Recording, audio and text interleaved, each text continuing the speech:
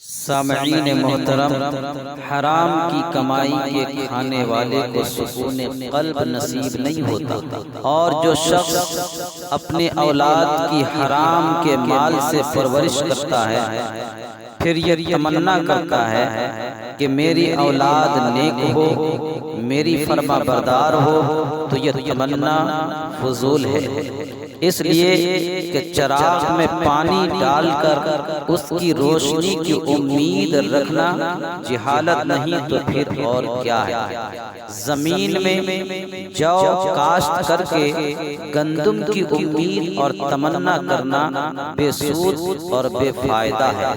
آئیے، اگر ہم چاہتے ہیں کہ ہمارے دلوں کی دنیا آباد ہو جائے اور ہماری اولاد نیک ہو جائے، تو اس کا طریقہ یہ ہے کہ ہم خود بھی رزق حلال کھائیں اور اپنے اہل و عیال کی بھی پرورش حلال مال سے کریں۔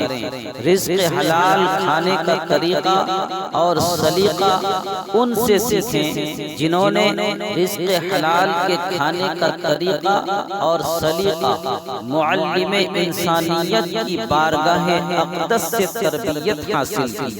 حضور تاجدار مدینہ صلی اللہ تعالی علیہ وسلم کے صحابی حضرت ابو دجانہ رضی اللہ تعالی عنہ ہیں، جو فجر کی نماز امام الانبیاء صلی اللہ علیہ وسلم کی اقتداء میں ادا کرتے ہیں۔ جو ہی سید عالم صلی اللہ علیہ وسلم فجر کی نماز مکمل فرماتے ہیں تو حضرت ابو دجانہ رضی اللہ تعالی عنہ مسجد سے فوراً گھر چلے جاتے ہیں اور دعا میں شامل نہیں ہوتے۔ صحابہ کرام رضوان اللہ تعالی علیہ اجمعین نے بارگاہ مصطفیٰ میں عرض کیا، آقا، ابو دجانہ فجر کی نماز ہمارے ساتھ ادا کرتے ہیں مگر دعا مانگے بغیر مسجد سے چلے جاتے ہیں۔ سید عالم صلی اللہ علیہ وسلم نے ایک روز ابو دجانہ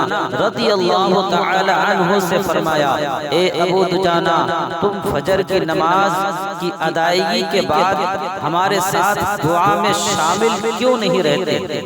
یہ سن کر حضرت ابو دجانہ رضی اللہ تعالی عنہ نے عرض کیا، یا رسول اللہ صلی اللہ علیہ وسلم، نماز کے فوراً بعد میں اپنے گھر میں چلا جاتا ہوں۔ وجہ اس کی یہ ہے کہ میرے پڑوس میں ایک مکان ہے اور اس کے صحن میں کھجور کا ایک درخت ہے جو کہ میرے مکان کی دیوار کے قریب ہے۔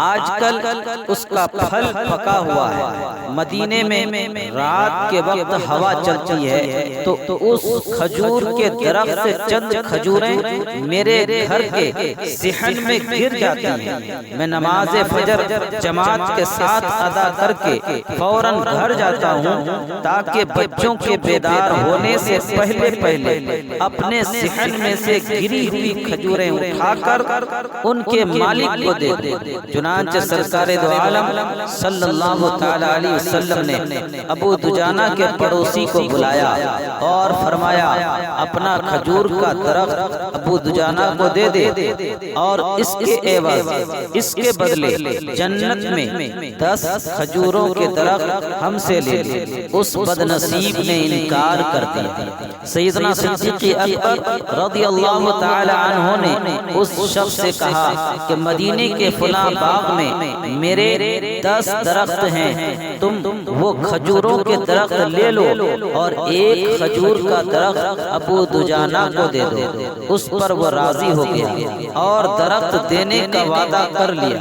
اس شخص نے گھر جا کر اپنی بیوی سے کہا کہ میں نے ابو دجانہ کو کھجور کا درخت دینے کا وعدہ کر لیا ہے۔ اس کی بیوی کہنے لگی کہ درخت تو ہمارے صحن میں موجود ہے، ابو دجانہ کو کیسے دیں؟ چنانچہ وہ رات کو سوئے सोए जब सुबह हुई तो क्या देखते हैं कि वो दरख्त जो यहूदी के घर के आंगन में था, सुबह हुई तो वही दरख्त हजरत अबू दुजाना के सहन में लगा।